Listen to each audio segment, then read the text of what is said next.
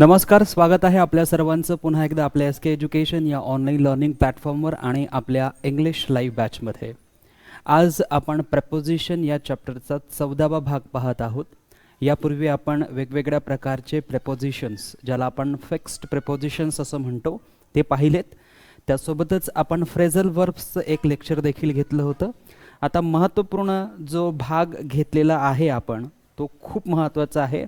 आणि रिसेंटली जर तुम्ही पाहिलं 2015 नंतर प्रपोजिशनचे जे प्रश्न आपल्याला विचारण्यात येतात ते फिक्स्ड प्रपोजिशन्सवर विचारण्यात येतात. आणि म्हणून फिक्स्ड प्रपोजिशन्सचे सर्व लेक्चर्स मी तुमचे घेतलेले आहेत. त्यानंतर विचारले जातात प्रश्न फ्रेझल वर्ब्सवर, तर फ्रेझल वर्बचं एक लेक्चर घेतलेलं आहे. अजून एक लेक्चर घेणार आणि त्याच्यामध्ये तुमचे सगळे फ्रेझल वर्ब्स जे आहेत ते कंप्लीट होणार. म्हणजे तुमचा फ्रेझल वर्बचा एकही प्रश्न चुकणार नाही, फिक्स्ड प्रपोजिशनचा एकही प्रश्न चुकणार नाही. आता एक जो छोटासा पार्ट आहे की जो जनरली सरळ सेवांच्या परीक्षांमध्ये विचारला जातो, MPSC मध्ये या पॅटर्नवर सध्या तरी आता आपल्याला प्रश्न पाहायला मिळत नाही. तो पॅटर्न आहे डायरेक्शन बेस्ड प्रपोजिशन.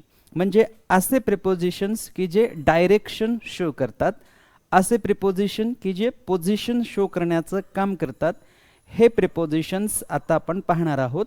यामध्ये आहे इन, हे कोणती पोझिशन दाखवते, इनसाइड कोणती पोझिशन दाखवते, इनटू कोणतं पोझिशन दाखवतं, ऑन कोणतं पोझिशन दाखवतं, ऑन टू काय पोझिशन दाखवतं, अपॉन काय पोझिशन दाखवतं, ओव्हर काय पोझिशन दाखवतं, अबोव काय पोझिशन दाखवतं, बिटवीन अमंग काय पोझिशन दाखवतं, मिड ॲमिडस्ट काय पोझिशन दाखवतं, अलॉंग काय पोझिशन दाखवतं. हे सर्व पोझिशन किंवा डायरेक्शन दाखवणारे जे प्रपोजिशन्स आहेत त्यांना आपण आता सुरुवात करणार आहोत.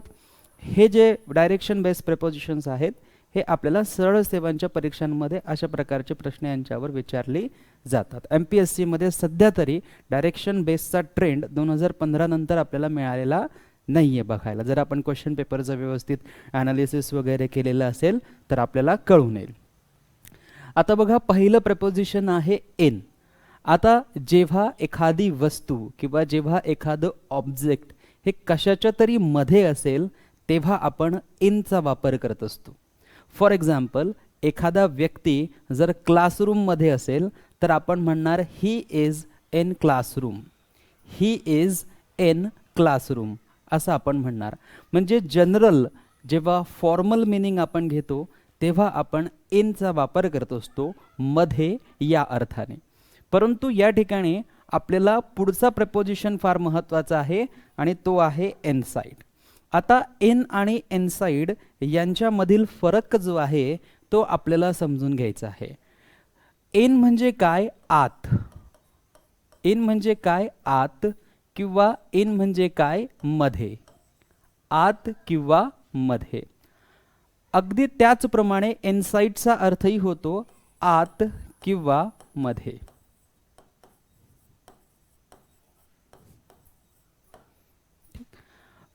मग इनचा अर्थही आत आणि मध्ये होतो, इनसाइडचा अर्थही आत आणि मध्ये होतो.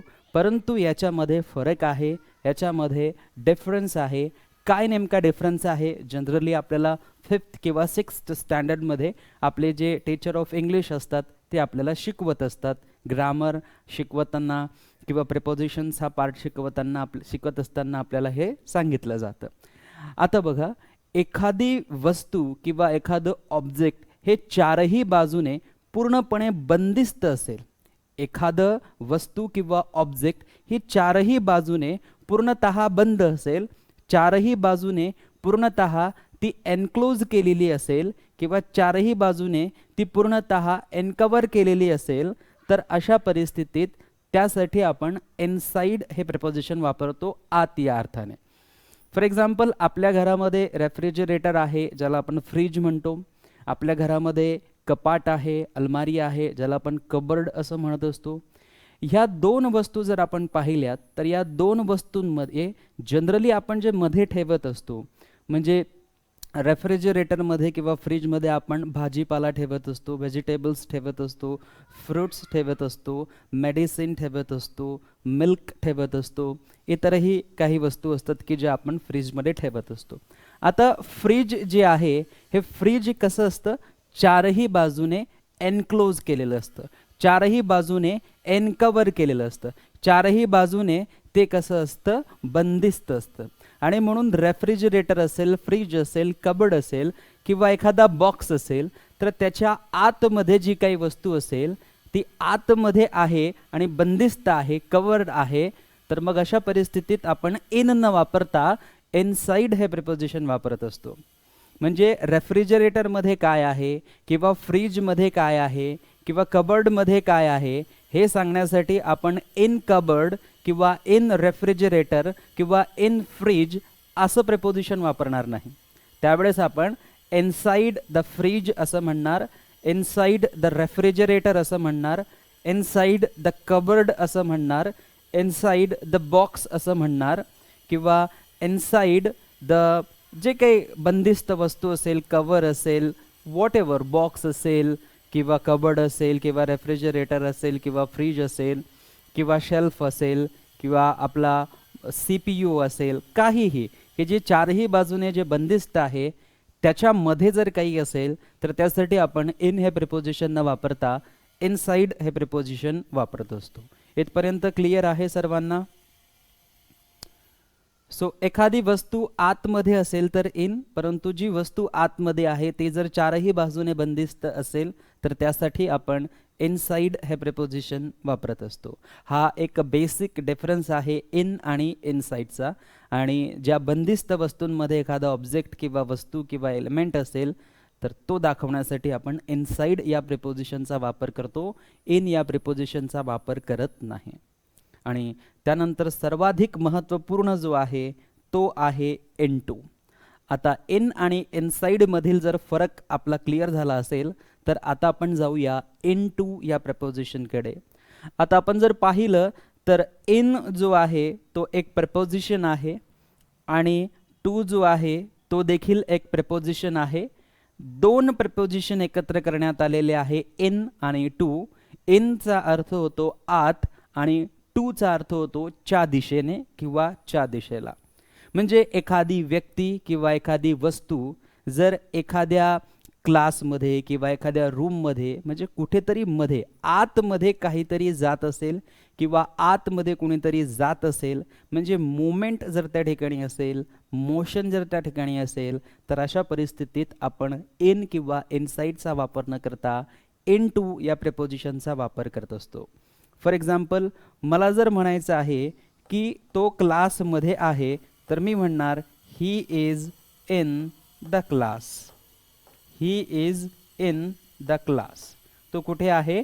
क्लासमध्ये आहे. He is in the class. परंतु मला जर म्हणायचं आहे की तो क्लासमध्ये येत आहे, तो क्लासमध्ये येत आहे, म्हणजे या ठिकाणी क्लासमध्ये हा ऑलरेडी आहे.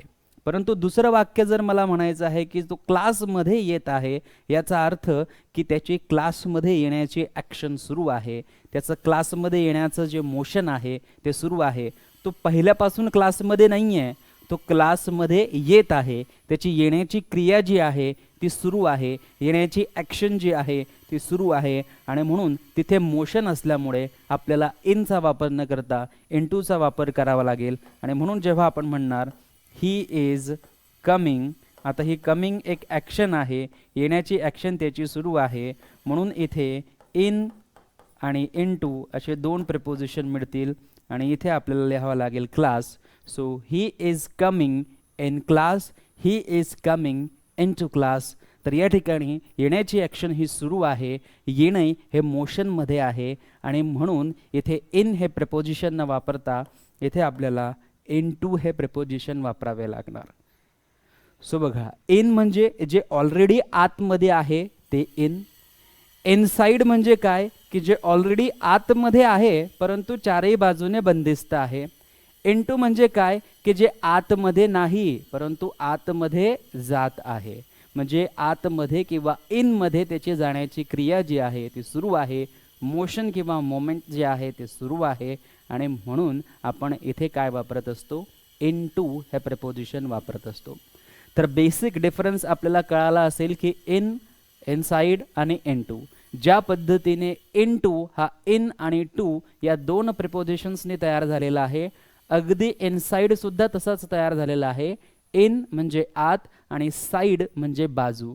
जो चारही बाजूने इन आहे, जो चारही बाजूने मध्ये आहे, त्याला आपण इनसाइड असं म्हणतो. म्हणजे ज्याला चारही बाजूंनी कव्हर करण्यात आलेलं आहे ते कसं असणार आहे, इनसाइड असणार आहे. क्लिअर? कुणाचे काही कमेंट्स असतील तर कृपया आपण आपले कमेंट्स जे आहेत ते करू शकतात. ओके.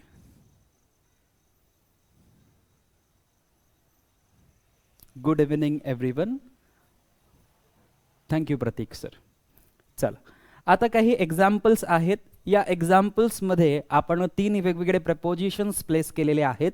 आपल्याला फक्त बघायचं आहे की इथे इनचा वापर होईल की इनसाइडचा वापर होईल की इनटूचा वापर होईल.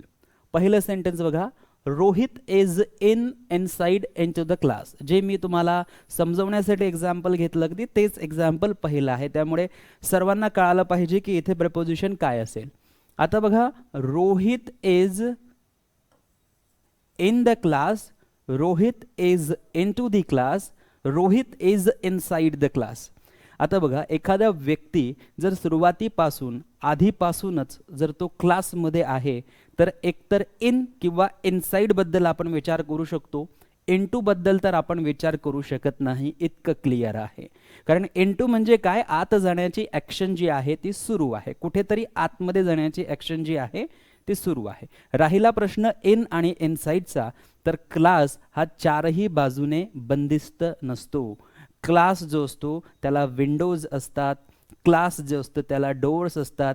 येण्या जाणाऱ्यांसाठी जो डोअर असतो तो ऑलवेज ओपन असतो आणि म्हणून हे चारही बाजूंनी एनक्लोज केलेलं नसतं.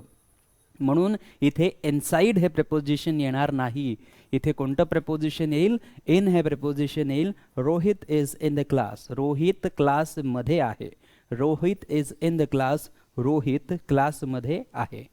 पुढचं सेंटेन्स बघा, the milk bottle is in inside into the fridge. मिल्कची जी बॉटल आहे ती कुठे आहे, आतमध्ये आहे. कशाच्या आत आहे, फ्रीजच्या आत आहे, फ्रीजमध्ये आहे. मग आता बघा, नेमकी जी मिल्क बॉटल आहे ती कुठे आहे, फ्रीजमध्ये. आता फ्रीज किंवा रेफ्रिजरेटर हे चारही बाजूंनी कसं असतं, बंदिस्त असतं. चारही बाजूंनी ते कसं असतं, एनक्लोज असतो.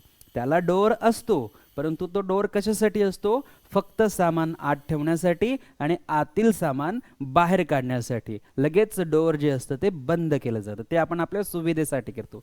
परंतु फ्रीजला विंडो वगैरे असते का हवा जाण्यासाठी, किंवा डोअर कायम ओपन असतो का त्याचा, नाही. त्याचं फंक्शन मुळात काय आहे, ते जेव्हा बंद असेल तेव्हाच त्याच्यामध्ये काय होणार आहे, थंड होणार आहे आणि थंड होण्यासाठी फ्रीज असतं. म्हणून हे चारही बाजूने बंदिस्त असावं लागतं.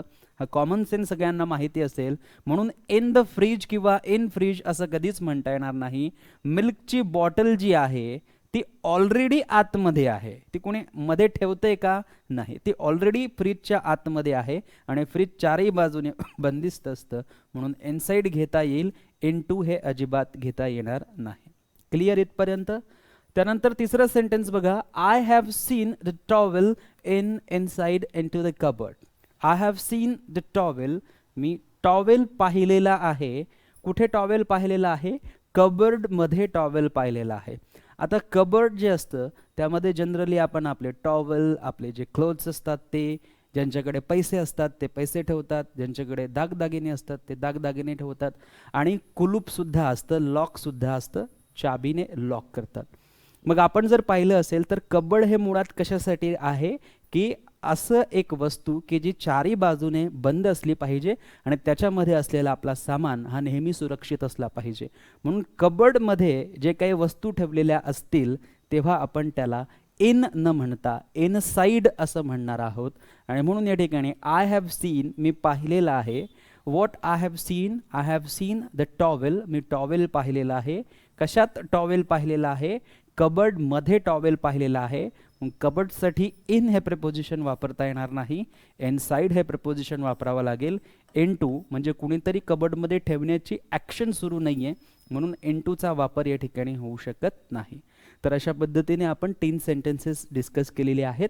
चौथं सेंटेन्स डिस्कस करूया. There was big noise in inside into the caves. आता बघा केव्ज, केव्ज म्हणजे काय, मराठीतून आपण त्यांना काय म्हणतो, लेणी.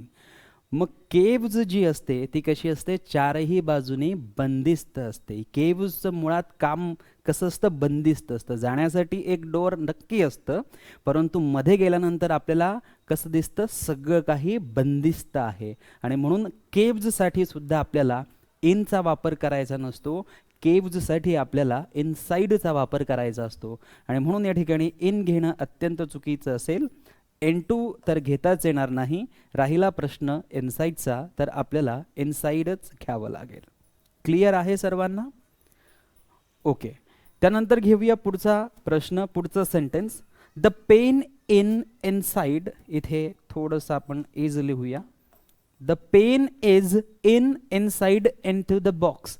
आता बॉक्स सर्वांनी पाहिलेला असतो, कुणी ना कुणी काहीतरी फ्लिपकार्ट किंवा ॲमेझॉन किंवा इतर जे काही कमर्शियल वेबसाईट्स आहेत तिथून ऑर्डर करतात, किंवा काही वस्तू आपण घरी आणतो तर ती एका बॉक्समध्ये असते.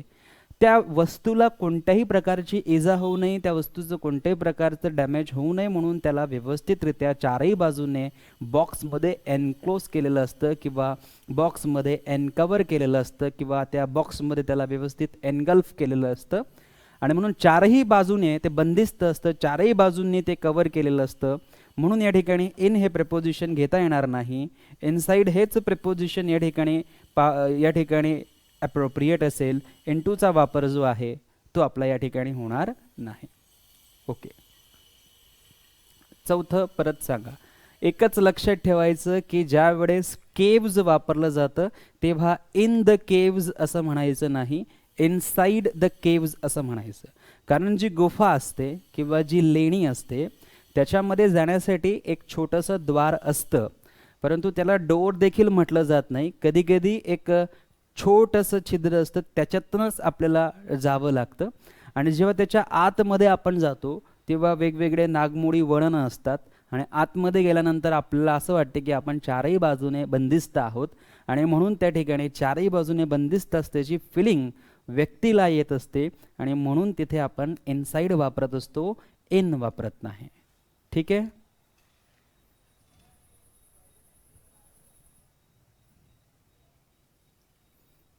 ओके, चल पुढचं. India got independence inside into 1947. भारताला स्वातंत्र्य 1947ला मिळालं. मग बघा, स्वातंत्र्य मिळालं तर स्वातंत्र्य काही बंदिस्त आहे का? नाही. इनसाइड येणार नाही. इनटू येऊ शकतं का? नाही.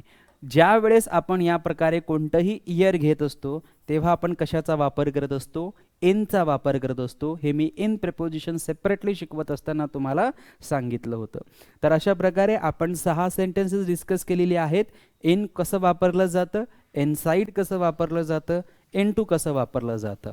एक्झाम्पल्समधूनच आपल्याला सर्व गोष्टी क्लिअर होत असतात. त्यामुळे एक्झाम्पल्स आपण या ठिकाणी जास्त घेण्याचा प्रयत्न करत आहोत. पुढे देखील काही एक्झाम्पल्स आहेत, त्यामध्ये देखील आपण बघूया. The cat jumped inside into the well. आता बघा या ठिकाणी कोण आहे? The cat. कॅट म्हणजे कोण? माऊ, मांजर. आणि इथे काय आहे? जम्प्ड. कॅटने काय केलेली आहे? जम्प केलेली आहे. जम्प काय आहे? एक ॲक्शन आहे. आणि जम्प म्हणजे उडी मारणे. उडी कशात मारलेली आहे? द वेल म्हणजे विहिरीच्या आतमध्ये कॅटने जम्प मारले. विहिरीच्या आतमध्ये कॅटने जम्प मारली. मग या ठिकाणी बघा आपल्याकडे एक प्रपोजिशन आहे इन, दुसरं प्रपोजिशन आहे इनसाइड, तिसरं प्रपोजिशन आहे इनटू. आता इनसाइडचा वापर आपण करू शकत नाही, कारण विहीर ही खोल असते आणि विहिरीच्या आत आपण म्हणत असतो जनरली, म्हणून याच्यासाठी इनसाइड हे योग्य प्रपोजिशन असणार नाही. आता आपल्याकडे दोनच प्रपोजिशन शिल्लक राहिले. एक आहे इन आणि दुसरं आहे इनटू. ज्यावेळेस एखादी ॲक्शन शो होते आतमध्ये जाण्याची किंवा आतमध्ये पडल्याची, कुठेतरी एक मूवमेंट आपल्याला दिसते, कुठेतरी एक मोशन दिसतं की कॅट या ठिकाणी होती, तिने जंप केली आणि जंप केली तर सरळ सरळ ती कशामध्ये जंप केली? वेलमध्ये, विहिरीमध्ये जंप केली. मग तिने काय केलेली आहे? ॲक्शन केलेली आहे. आणि ही ॲक्शन कशाच्या तरी ॲक्शन म्हणजे जंप झाली आणि जंप कुठे गेली? विहिरीच्या आतमध्ये गेली. आधीपासून ती कॅट विहिरीमध्ये होती काय? नाही. म्हणून आता आपल्याला इन हे प्रिपोजिशन घेता येणार नाही. मग आपल्याकडे एकच प्रिपोजिशन शिल्लक राहतं इनटू, आणि हेच करेक्ट असतं. ज्यावेळेस एखादी ॲक्शन ही आतमध्ये होत आहे किंवा आतमध्ये झाली, जेव्हा ॲक्शन मोशन आपल्याला दिसली, तेव्हा आपण तिथे इनटू हेच प्रिपोजिशन वापरत असतो. त्याच्यानंतर बघा, the boy is coming inside into the class. The boy is coming. आता हा समजा एक बॉय आहे, हा जात आहे आणि हा क्लास आहे. याची ही जी जाण्याची क्रिया जी आहे क्लासमध्ये ती सुरू आहे. The boy is coming into किंवा कमिंग इनसाइड किंवा coming in the class. Generally आपल्याला इन वापरायची इतकी सवय असते की कधी कधी आपण इनसाइड कुठे वापरायचं आहे तिथेही इन वापरतो, जिथे इनटू वापरायचा असतो तिथेही इन वापरतो. सो ज्यावेळेस आपण कम्युनिकेशन करत असतो त्यावेळेस कुठेही तुम्ही इन वापरला तर काही फरक पडत नाही. जनरली कोणी तुम्हाला म्हणत नाही की तुम्ही बोलताना ग्रामॅटिकल मिस्टेक केली. परंतु कॉम्पिटिटिव्ह एक्झामिनेशनसाठी, MPSC सरळ सेवांच्या परीक्षांसाठी मात्र आपल्याकरता एक एक गुण फार महत्त्वाचा असतो आणि कॉमन मिस्टेक्स ज्या आहेत त्या अशाच होतात. म्हणून इनसाइड इनटू मधला फरक जो आहे तो लक्षात आला पाहिजे. बॉयची क्लासमध्ये येण्याची ॲक्शन आहे, मोशनमध्ये आहे, म्हणून मोशनमध्ये असताबरोबरच लगेच इनटू घ्यायचं, इनसाइड आणि इन घ्यायचं नाही. The boy is coming into the class. The teacher went inside into the classroom. शिक्षक गेलेत. शिक्षक गेले कुठे गेले? क्लासरूममध्ये गेले. शिक्षक कुठे गेलेत? क्लासरूममध्ये गेलेत. मग बघा, क्लासरूमच्या मध्ये ऑलरेडी शिक्षक होते का? नाही.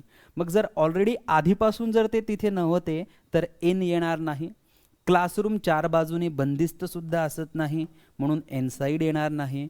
ॲक्शन आहे टीचरची क्लासरूममध्ये जाण्याची, म्हणून या ठिकाणी ॲक्शन मोशनमध्ये असल्या कारणाने इन सोबत टू जोडावा लागेल आणि इन टू प्रपोजिशन आपल्याला या ठिकाणी यूज करावा लागेल. क्लिअर? त्यानंतर बघा, the ant fell inside into milk.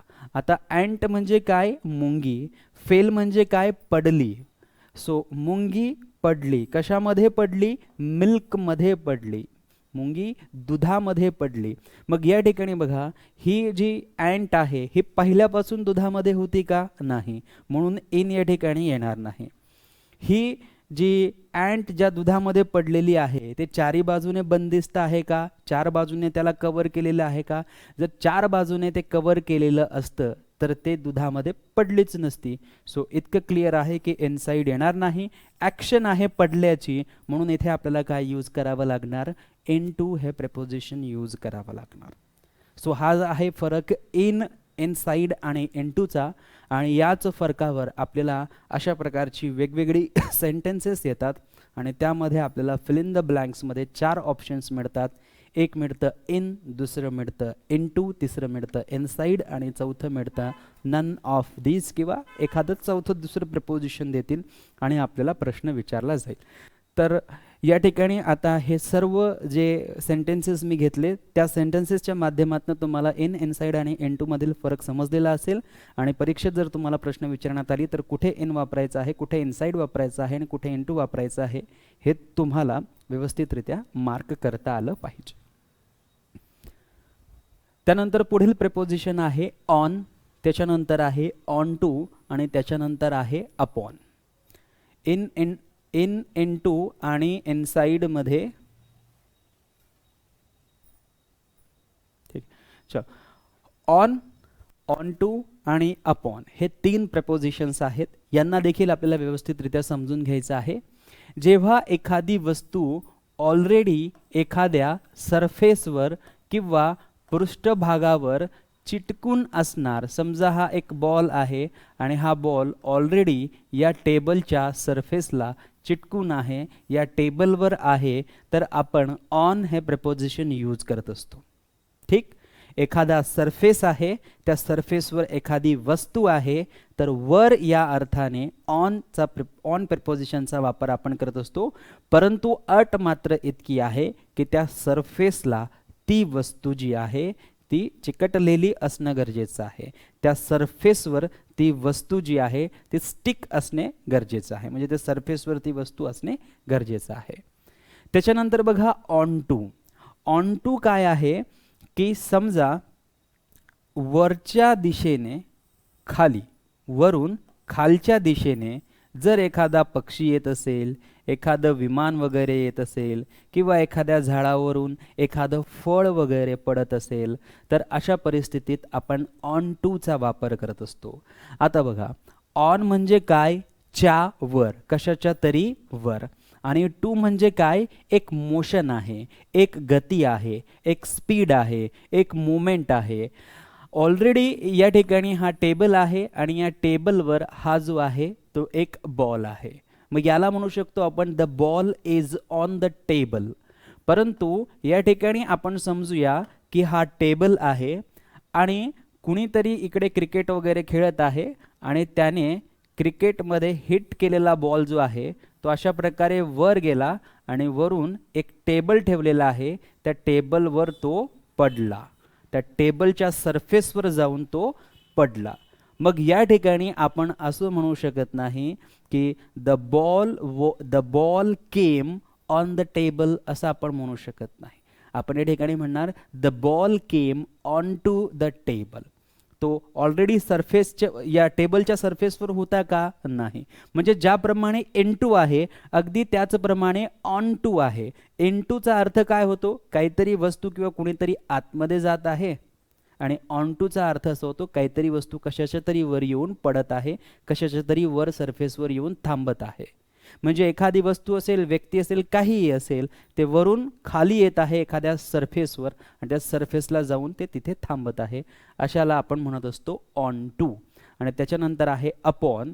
ज्या ठिकाणी आपण ऑन वापरतो त्या बऱ्याच ठिकाणी आपल्याला अपॉन वापरता येत असतं. म्हणजे on is equal two upon आहे, परंतु अपॉन हे जास्त फॉर्मल आहे, ऑन हे इनफॉर्मल आहे. म्हणजे आपल्याला सवय आहे की आपण प्रत्येक ठिकाणी ऑनच वापरतो, परंतु कधी कधी आपण अपॉनही वापरू शकतो. जसं आपण म्हणतो डिपेंड ऑन, किंवा त्याच्यानंतर आपण म्हणतो depend upon. Coming on the stage असंही म्हणतो, कमिंग अपॉन द स्टेज असे आपण म्हणत असतो. म्हणजे ऑनलाच कुठेतरी अपॉन जे आहे ते जनरली रिप्लेस करत असतं. परंतु एखादी वस्तू जर मोशनमध्ये असेल आणि ती कोणत्या तरी सरफेसवर जाऊन आदळत असेल आणि सरफेसवर जाऊन थांबत असेल, तर त्या परिस्थितीत आपण ऑन टू हे वापरत असतो. ऑनमध्ये टू आहे आणि टू हा एक मोशन प्राप्त करून देतो, एक गती प्राप्त करून देतो, एक अशी स्थिती की त्या ठिकाणी ती वस्तू नव्हती, त्या ठिकाणी ती वस्तू आलेली आहे, त्या सरफेसवरती वस्तू जी आहे ती आलेली आहे. अशा परिस्थितीत आपण ऑन टू म्हणत असतो. म्हणून आपण एखाद्या झाडाखाली उभे आहोत, अचानक एखादं फळ झाडावरून खाली पडलं, आपल्या डोक्यावर पडलं किंवा आपल्या बॉडीवर पडलं किंवा आपल्या खांद्यावर पडलं, तर ते काय म्हणणार आपण ऑन टू, कारण ते गतीहून आपल्या शरीरावर पडलेलं आहे. एखादं फूल आहे ते झाडावरून खाली जमिनीवर पडलं तर ते वरून खाली आलं, म्हणजे मूवमेंट होऊन वरून खाली आलं. म्हणजे जनरली वस्तू गुरुत्वाकर्षणाचा नियम सगळ्यांना माहिती आहे की वरून एखादी वस्तू खाली ॲटोमॅटिकली पडतेच आणि पडल्यानंतर ती सरफेसवर थांबते, आणि म्हणून आपण ऑन टूचा वापर करत असतो. आता बघा, आपण एखादे प्राणी पाहिले असतील, सगळ्यांनी कॅट पाहिलेली आहे, सगळ्यांनी मंकी पाहिलेला आहे, माकड पाहिलेला आहे, सगळ्यांनी फ्रॉग पाहिलेला आहे. आता हे काय करतात की समजा तुम्ही जर एक्झाम्पल बघितलं, आता ऑन टू बद्दलचे काही एक्झाम्पल सांगत असताना हे सुद्धा फार महत्त्वाचं आहे सगळ्यांसाठी, की एखादं फळ असेल तर ते फळ जेव्हा खाली पडेल तेव्हा ते सरळ रेषेत पडणार, किंवा एखादा पक्षी असेल, एखादा बर्ड असेल, तो बर्ड असा वरून उडत उडत उडत उडत उडत उडत एखाद्या झाडावर येणार किंवा एखाद्या सरफेसवर येणार, वरून खाली येणार. किंवा एखादं एरोप्लेन वगैरे असेल किंवा हेलिकॉप्टर असेल तर ते वरून खाली जमिनीवर या पद्धतीने लँड होणार. ठीक, तो वस्तू जी असणार ती वरून खाली पडणार, निश्चितच सरफेसवर पडणार, जेव्हा एखादं एरोप्लेन लँड होणार तर नक्कीच ते एखाद्या फील्डवर, जमिनीवर, ग्राउंडवर लँड होणार आहे. म्हणजे वरूनच त्याची गतीने ते येत आहे, स्पीडने येत आहे, मोशनने येत आहे. एखादं फळ किंवा एखादं फूल जे आहे किंवा वस्तू आहे ती वरून खाली येत आहे, सरळ रेषेत येणार, खाली पडणार. एखादा पक्षी जो आहे तो पक्षी वरून निश्चितच खाली येणार. परंतु आपण पाहिलेलं असेल की कॅट जी असते बऱ्याचदा, हा सरफेस आहे, या ठिकाणी कॅट आहे आणि या ठिकाणी समजा काही ऑब्जेक्ट आहे, तर ती काय करते, वर जाते, जंप करते आणि परत खाली सरफेसवर येऊन याला खाण्याचा प्रयत्न करते किंवा याला पकडण्याचा प्रयत्न करते. म्हणजे ऑलरेडी होती कुठे, सरफेसवर, परंतु जंप अप केली आणि परत काय केलं, कमिंग डाऊन, खाली आलेली आहे. मग अशा परिस्थितीत देखील आपण काय वापरत असतो, ऑन टू वापरत असतो. किंवा आपण फ्रॉग पाहिलेला असेल, फ्रॉग काय करतो, बेडूक काय करतो, उडी मारतो, जंप मारतो. मग तो अशा पद्धतीने जंप मारतो किंवा अशा पद्धतीने जंप मारतो, अशा पद्धतीने तो जंप करत असतो. या पोझिशनला किंवा या मोशनला देखील आपण ऑन टूचा वापर जो आहे तो करत असतो. आपण मंकी पाहिलं असेल, ते काय करतात, अशा पद्धतीने ते सरफेसला जंप करतात, कधी कधी असे वर जातात. म्हणजेच काय की जरी एखादा जो क्रिएचर असेल तो वर जाऊन परत खाली येत असेल तर त्या मोशनला देखील आपण ऑन टू वापरत असतो. गरजेचं नाही की वस्तू एकदम वरनच आली पाहिजे, हाय हिलवरनच आली पाहिजे किंवा खूप वरनच आली पाहिजे किंवा सरळ रेषेतच आली पाहिजे, असं काही नाही. ऑन टू आपण अशा पद्धतीने वापरत असतो. आणि अपॉन जे आहे ते ऑनला रिप्लेसमेंट करतं कधी कधी. बघ आता आपल्याकडे काही सेंटेन्सेस आहेत, त्या सेंटेन्सेस थ्रू आपण समजून घेऊया कुठे ऑन वापरायचा, कुठे ऑन टू वापरायचा आणि कुठे अपॉन वापरायचा. मग बघा, the ball is on upon on to the table. जो बॉल आहे तो कशावर आहे, टेबलवर आहे. त्यामुळे आपण ऑनचाही वापर करू शकतो आणि टेबलच्या एकदम वर टॉपवर असेल तर अपॉनचाही वापर करू शकतो, परंतु ऑन टूचा मात्र आपण वापर करू शकत नाही. त्यानंतर बघा, द कॅट जम्प्ड. कॅटने काय केलेली आहे, जंप केलेली आहे. द कॅट जम्प्ड, कॅटने उडी मारली. उडी मारणं म्हणजे काय आहे, एक मोशन झालं, एक ॲक्शन झाली, एक मूव्हमेंट झाली. आणि त्या कॅटने जी जंप केलेली आहे ती कशावर जंप केलेली आहे, टेबलवर जंप केलेली आहे. आता यापूर्वी कॅटने जंप कशामध्ये केली होती, विहिरीमध्ये केली होती. आता कॅटने जंप कशावर केलेली आहे, टेबलवर केलेली आहे. टेबलमध्ये तर आपण म्हणू शकत नाही, टेबलवर जंप केली. आणि विहिरीवर जंप केली असं म्हणू शकत नाही, विहिरीत जंप केली असं आहे. म्हणून विहिरीसाठी आपण N2 वापरलं. आता या ठिकाणी टेबल आहे आणि टेबलच्या सरफेसवर कॅटने जंप केली. ऑलरेडी टेबलवर ती कॅट नव्हती, तिने जंप केली म्हणजे ती मोशनमध्ये होती, ॲक्शनमध्ये होती.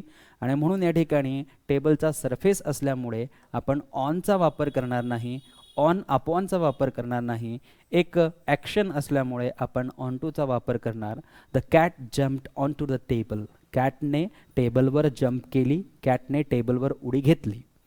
त्यानंतर बघा, ही वॉज बीइंग कॉल्ड. त्याला बोलवण्यात आलं. ही वॉज बीइंग कॉल्ड, त्याला बोलवण्यात आलं. ही काय आहे, एक क्रिया आहे, एक ॲक्शन आहे. कुठे बोलवण्यात आलं त्याला, स्टेजवर बोलवण्यात आलं. त्याला कुठे बोलवण्यात आलं, स्टेजवर बोलवण्यात आलं. आता बघा, बऱ्याच ठिकाणी आपण पाहतो की स्टेजवर असणार तर ऑनचा वापर केला जाणार. म्हणजे एखादा व्यक्ती ऑलरेडी स्टेजवर आहे तर मग ऑन आणि अपॉन यूज करणार. परंतु एखाद्या व्यक्तीचा, म्हणजे समजा हे एक स्टेज आहे, अशा प्रकारे काहीतरी स्टेज वगैरे आहे, त्याच्यानंतर याच्याचे स्टेअर्स आहे. ऑलरेडी जर एखादा व्यक्ती स्टेजवर आहे तर ऑन आणि अपॉनचा वापर केला जाणार. परंतु एखाद्या व्यक्तीला जर स्टेजवर बोलवण्यात आलेलं आहे आणि त्याची जाण्याची स्टेजवर ॲक्शन सुरू आहे किंवा स्टेजवर येण्याची ॲक्शन त्याची सुरू आहे, तर मग हे एक मोशन आहे, तर मग ही एक मुवमेंट आहे. मग अशा परिस्थितीत ऑन अपॉनचा वापर न करता आपल्याला कशाचा वापर करावा लागेल, ऑन टूचा वापर करावा लागेल. अपॉन आणि ऑन जे आहे ते या ठिकाणी घेता येणार नाही. ही वॉज बीइंग कॉल्ड, त्याला बोलवण्यात आलं, स्टेजवर बोलवण्यात आलं. म्हणजे बोलवण्यात आल्याची ही एक क्रिया आहे, ॲक्शन आहे, मोशन आहे. आणि म्हणून आपण या ठिकाणी काय यूज करणार, ऑन टू यूज करणार. तो पहिल्यापासूनच स्टेजवर होता का, नाही. तो आधीपासूनच स्टेजवर होता का, नाही. म्हणून ऑन नाही, अपॉन नाही, शिल्लक राहिलं ऑन टू. म्हणून आपल्याला उत्तर द्यावं लागणार on to. Clear?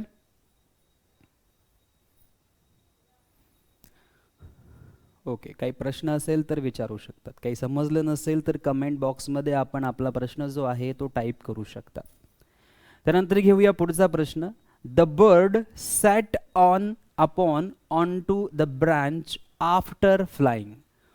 After flying हा शब्द या ठिकाणी फार महत्त्वाचा आहे की त्याचं उडणं झाल्यानंतर, फ्लाय झाल्यानंतर, म्हणजे त्याचं फ्लाइंग कंप्लीट झाल्यानंतर तो जो बर्ड आहे तो कशावर येऊन बसलेला आहे? ब्रांचवर, झाडाच्या फांदीवर येऊन तो बसलेला आहे.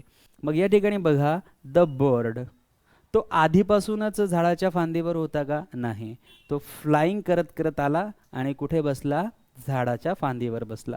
मग या ठिकाणी बघा, आधीपासून नव्हता म्हणून ऑन येणार नाही, आधीपासून नव्हता म्हणून अपॉन येणार नाही, त्याची क्रिया आहे बसण्याची, म्हणून या ठिकाणी आपण काय यूज करणार? ऑन टू यूज करणार. क्लिअर? म्हणून वरून, वरच्या दिशेने एखादा पक्षी किंवा सरळ रेषेत जर एखादा पक्षी येऊन एखाद्या झाडावर बसत असेल, झाडाच्या फांदीवर बसत असेल, तर त्यासाठी देखील आपल्याला ऑन टू हेच प्रेपोजिशन वापरावं लागतं. ओके? आणि ज्या वेळेस आपल्याला असं विचारलं जाईल, द मॅन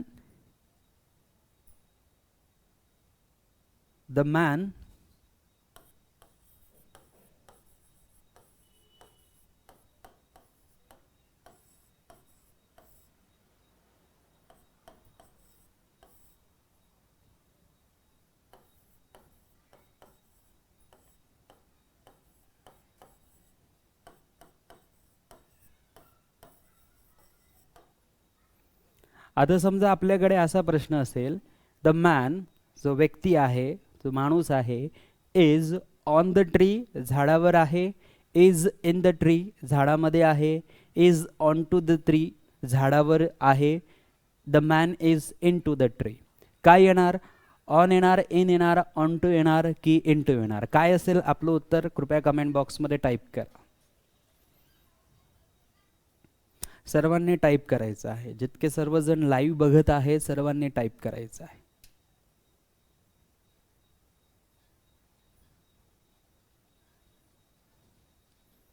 जोपर्यंत तुमचे उत्तर येणार नाही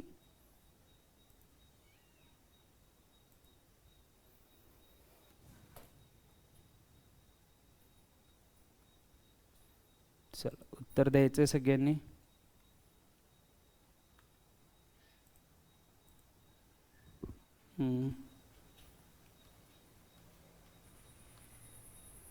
very good.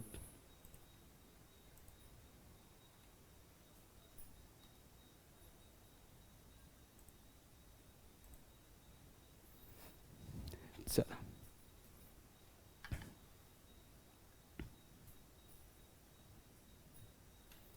Very nice. Pole मिळाला सर्वांना?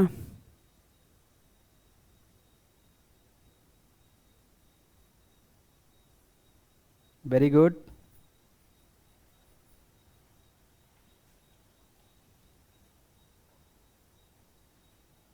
Thirty 2 seconds left.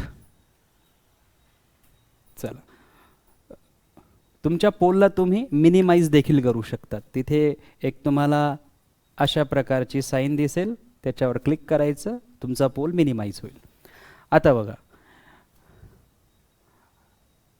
63%चं म्हणणं आहे ऑन येणार, त्याच्यानंतर 0%चं म्हणणं आहे इन येणार, त्यानंतर 25% ऑन टू आणि 11% ओनली 11% जे आहे ते काय म्हणतायत? In to.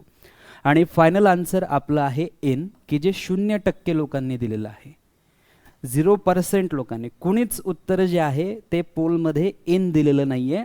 आणि या ठिकाणी जो व्यक्ती आहे तो जरी झाडावर असेल, मराठीतून आपण झाडावर असं म्हणत असतो, आणि म्हणून आपल्याला असं वाटतं की वरसाठी आपण ऑन हे प्रेपोजिशन वापरणार तर आपलं उत्तर बरोबर येणार. तर मराठी एक स्वतंत्र लँग्वेज आहे, इंग्लिश एक स्वतंत्र लँग्वेज आहे. मराठीतून आपण इंग्रजी समजून घेऊ शकतो, परंतु इंग्लिश ग्रामरचं स्ट्रक्चर हे त्याचं एक स्वतंत्र आहे, एक सेपरेट आहे. आता बघा, कोणताही व्यक्ती जो झाडावर बसतो असं आपण म्हणत असतो तर आपण शॉर्टकटचा वापर करतो. ॲक्च्युअल तो झाडावर बसत नाही, झाडाची जी फांदी असते त्या फांदीवर कुठेतरी बसलेला असतो. म्हणजे आपलं हे झाड आहे आणि हे झाडांच्या फांद्या आहेत, याला आपण ब्रँचेस असं म्हणतो, आणि हे असं आपलं वृक्ष असतं. एखादा माणूस चढल्यानंतर तो या ब्रँचवर बसतो, त्या झाडाच्या मध्ये असते ती ब्रांच. म्हणून एखादा व्यक्ती जर झाडावर बसलेला असेल आणि हे इंग्लिशमधनं बोलायचं असेल तरी आपण त्यासाठी इन द ट्री असंच म्हणणार, त्यासाठी आपण ऑन द ट्री असं म्हणणार नाही.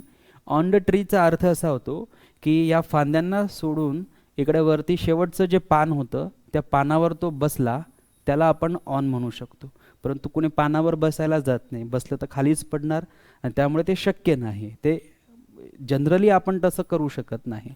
आणि म्हणून फांद्यांवर बसतो आणि ती एक कॉमन ॲक्शन आहे, म्हणून आपण ट्रीसाठी, झाडावर बसण्यासाठी इनचा वापर करत असतो. क्लिअर?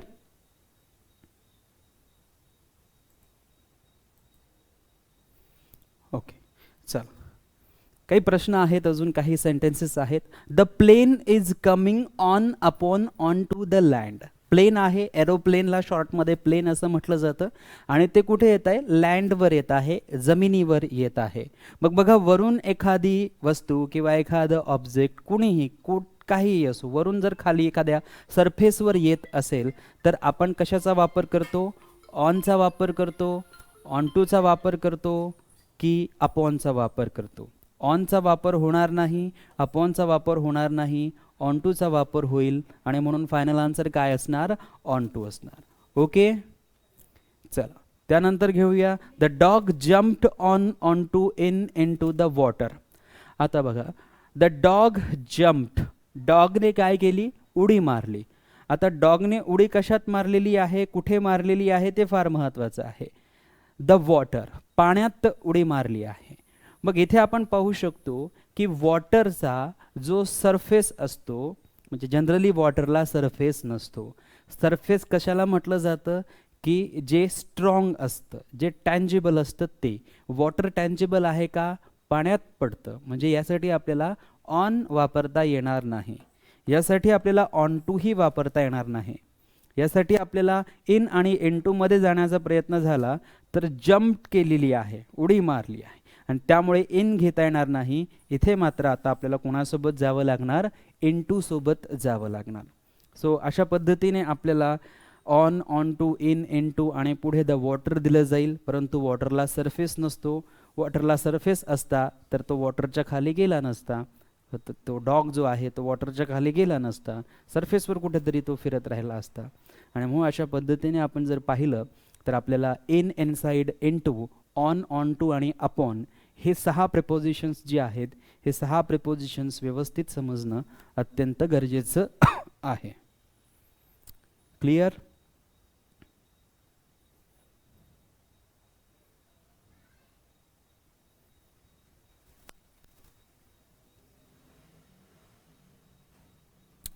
Okay, thank you. तर मग आज आपण पाहिलं in, inside, in to, on to आणि अपॉन. यानंतर आपण पाहणार आहोत अबो केव्हा वापरलं जातं, ओव्हर केव्हा वापरलं जातं, अंडर केव्हा वापरलं जातं, बिलो केव्हा वापरलं जातं, बिटवीन आणि अमंगमध्ये नेमका काय फरक आहे, ॲमिड्स आणि ॲमिड्समध्ये काय फरक आहे, अलॉंग आणि अक्रॉस नेमकं केव्हा वापरलं जातं. हे सर्व चर्चा, हे सर्व डिस्कशन आपण आपल्या उद्याच्या लाईव्ह लेक्चरमध्ये घेणार आहोत. आता दररोजचं आपलं जे लाईव्ह लेक्चर असेल 7 to 8, याच्यामध्ये आपण आपले जे कंटिन्युअसली लेक्चर्स आहेत सिलेबसचे ते कंटिन्यू करणार आहोत, आणि दुपारच्या वेळेस एक टाईम फिक्स करून आपण त्यामध्ये क्वेश्चन्सचं ॲनालिसिस करणार आहोत. तर अशा पद्धतीने आपण 2 लेक्चर्स रोज घेण्याचा प्रयत्न करणार आहोत. तर भेटूया पुढच्या लाईव्ह लेक्चरमध्ये पुढच्या काही महत्त्वपूर्ण प्रपोजिशनसोबत, असे प्रपोजिशन्स की जे डायरेक्शन बेस आहे आणि यावर प्रश्न सरळ सेवांच्याच परीक्षांमध्ये विचारले जातात. जनरली MPSCमध्ये अशा प्रकारच्या प्रपोजिशन्सवर आत्ता प्रश्न आपल्याला पाहायला मिळत नाही, म्हणून सरळ सेवांसाठी हे अत्यंत महत्त्वपूर्ण आहे. तर भेटूया पुढच्या लाईव्ह लेक्चरमध्ये. धन्यवाद.